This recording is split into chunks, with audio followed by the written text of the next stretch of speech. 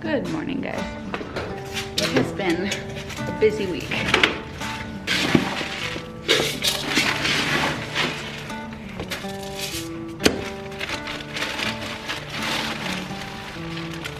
Eggshells. On the menu today, we have leftover pizza, leftover gravy. I'm not gonna dig through this.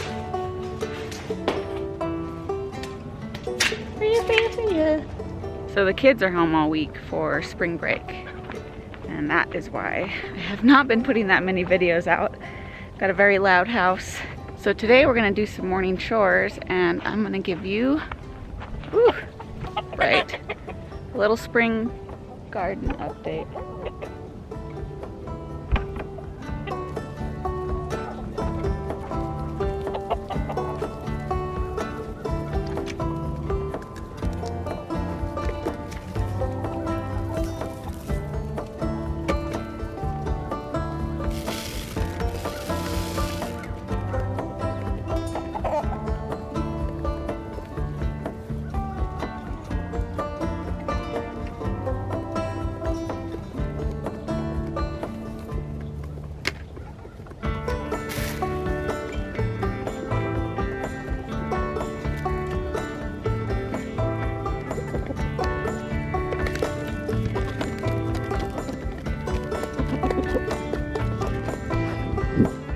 Nope.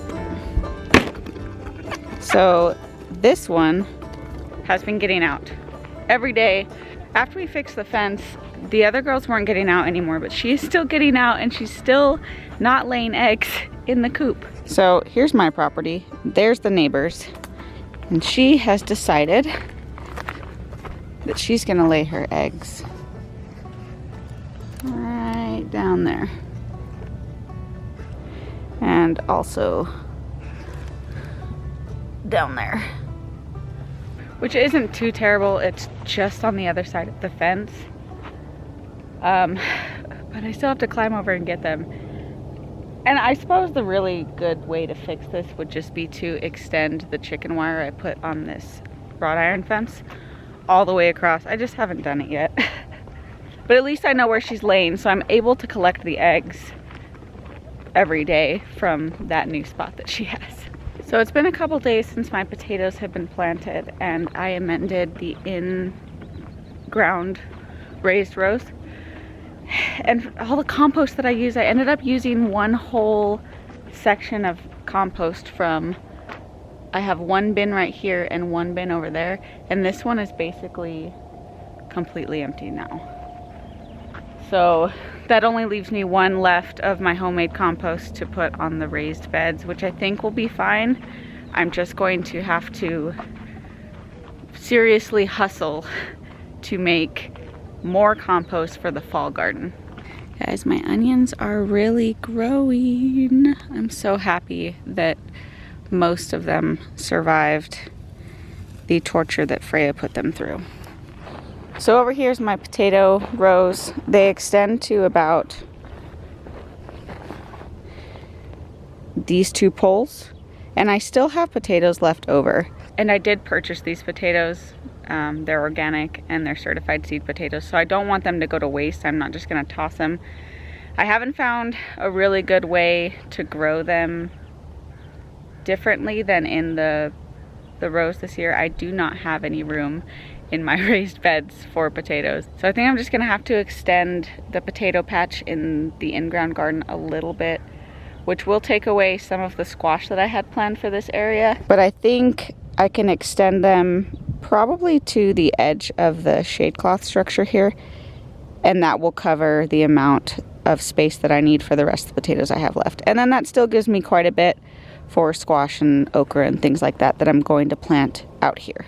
But this is how I've been watering the potato patch for now, with this just sprinkler. And it's doing okay. It's not great. It obviously wastes a lot of water that flies out in either direction where there are no plants. And it puts a lot of water in the walkways, where I don't want water there. But my mom is coming next week, to help me install the drip system which I'm very, very excited for. I've never had a drip system, and it takes me an hour and a half to water. Well, wait. It took me an hour and a half last season to water my garden by hand, but I added more garden space this year, so it would probably take me more than 2 hours to water this if I didn't have this drip system. But this is pretty moist. No, not so much. It needs some more water. It is dry down here. And I did water this morning for about 20 minutes, so I'm gonna need more water than that. It's just so dry. So all this kale that was struggling through the winter months totally made a comeback this week with the awesome warm weather we've been having. And even these rutabagas are starting to leaf out some more. I'm sure they will start to bolt pretty soon. I actually have several rutabagas in the ground that have survived all winter. And I've had a couple of them. The longer they're in the ground, they tend to get a little pithy, but they're still good eating. I probably give about half of it to the chickens. It's just not real tasty or edible. But it's still food that I was able to keep in the ground all winter, and that's very encouraging for me next year because this was my first year growing rutabaga, and I actually enjoy it. I'm still the only one that enjoys it though, so I still need more recipes so that Chase will enjoy it too. I haven't given it to the kids though.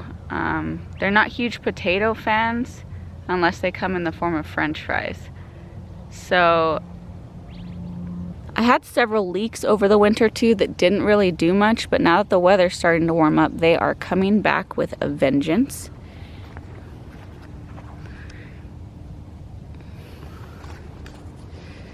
Dang, all of these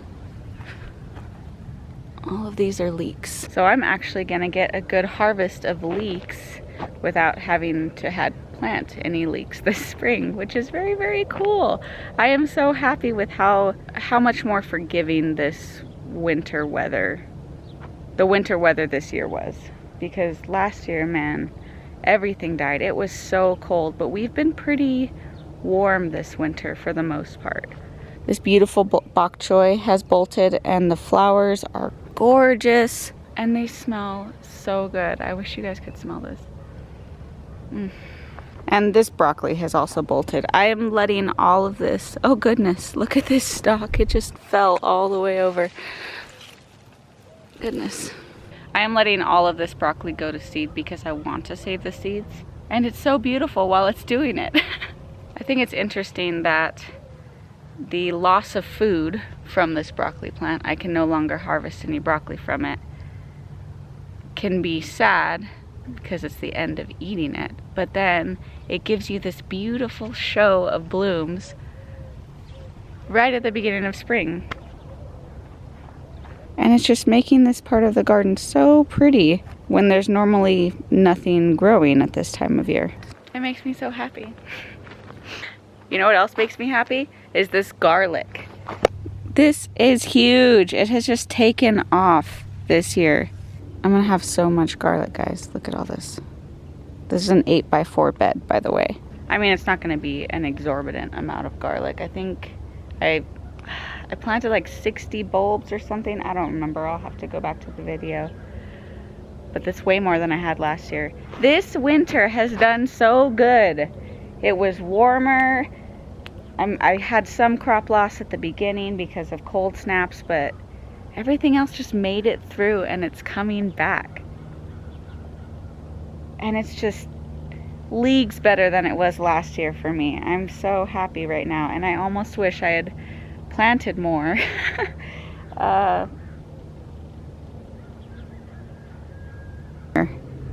That both made it through the winter and are coming back with a vengeance right now, which is actually, I think, going to be a problem. So yarrow is an amazing beneficial herb, a medicinal herb. I talk about it all the time. It's one of my favorites because I always cut myself and it has stopped my bleeding hands in the garden multiple times. But it is a perennial, and it's just going to keep growing, and I'm afraid it's going to take over this bed. It sends out runners everywhere. So I think I might divide it, because you can just dig up the plant and break it in half as if it were grass. I think I'm just gonna divide it and plant it in different beds, because I don't really want to kill the plants that have survived here. But I don't know what I'm gonna do yet. I'll see how big it gets and how much room it takes up. I know that the weed in many states, not so much here. You don't see it on the roadsides or anything like that. It's just it's too dry and too hot. It is a heat-loving and drought-tolerant perennial, but not for the Chihuahuan desert. And if you guys remember my onion planting video, we have little baby onion buddies. Look at these guys. Almost every single one of them has come up. Now these onions were onion sets that I purchased from Lowe's. It was Lowe's. It was like a $5 bag of 60 onion sets. It was awesome. And I was afraid they didn't look very good out of the bag. I was afraid they weren't gonna do anything. But they've all popped up, which is really awesome. So I'm hoping they grow quickly. I did plant them a little bit later than my extension office recommends planting onion sets.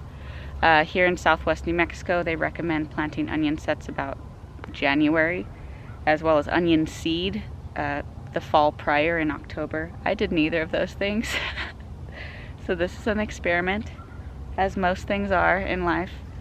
These are a bunch of leeks that overwintered and are now taking off, as well as these 4 guys right here.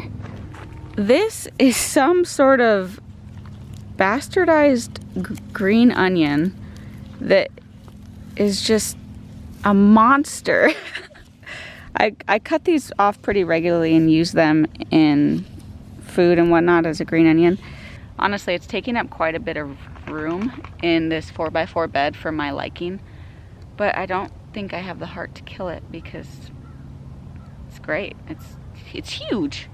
I get so many green onions off this thing, so I'm just gonna keep it going. I also don't know what I'm planting in this bed for the summer garden. I have so many ideas. I saw something over in this the other day, which made me excited. In here I have mint, and I'm also gonna put in lemon balm, because mint and lemon balm are in the same family and they tend to take over garden areas. They just send out runners and choke out everything in their path. So the best way to grow plants in the mint family is to keep them contained, which I'm doing here in this separate pot that I have. But I'm going to just put lemon balm in here with the mint and just make it a whole lemon balm mint bed. I do have some chives here that overwintered and are coming back, and I'll leave these here as long as they survive. I'll keep them. I don't know. The mint has reached quite a ways because I originally planted it over here, so it might end up choking out the chives. I'm not sure, but I'm also growing more chives and they're really easy to propagate. I'm not worried about it if those die in there. But this is the garden, guys, and it's greening up beautifully for the spring. We are having a very intense false spring right now that is just making my little gardening heart go pitter-patter. So my mom sent me a text this morning showing her fruit trees blooming, and I wanted to come check mine, but I got nothing. These are still dormant.